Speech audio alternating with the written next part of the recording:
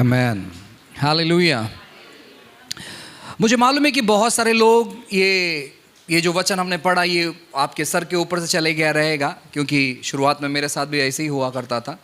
लेकिन जब हम परमेश्वर के वचनों का अध्ययन करते हैं, जब हम रुचि लेते हैं कि प्रभु आप अपने वचनों को हम पर प्रकट करें, तो परमेश्वर क्या करते हैं? वचनों को प्रकट करना चालू करते हैं।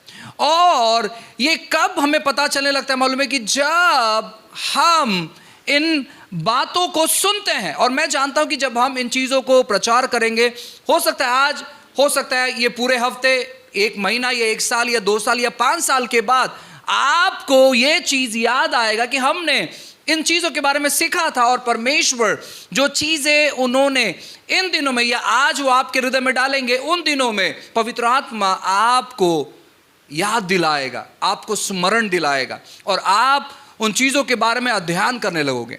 हम जब नए विश्वासी थे तब कोई तो व्यक्ति ऐसी कुछ चीज़ों को सिखा रहे थे और मैं बैठकर सोच रहा था कि मुझे तो कुछ नहीं समझ में आ रहा, लेकिन मैं सुन रहा था। कुछ समय के बाद अचानक वो चीज़ मेरे ध्यान में आया कि मैंने कुछ तो इन चीज़ों के बारे में सीखा था। हालांकि वो व्यक्ति यीशु मसीह को वहाँ से प्रकट नहीं करते, वो बस व्यवस्था में बता रहे थे कि ऐसे ऐसे चीज़ें।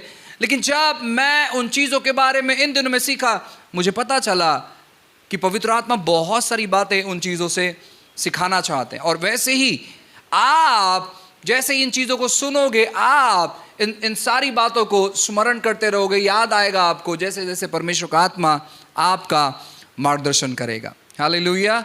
सो मैं आपको कहना चाहता हूं कि आप सुनते रहे, इसे समझने का प्रयास करें, प्रार्थना करते रहे कि परमेश्वर इन बातों को आप हमें समझाए।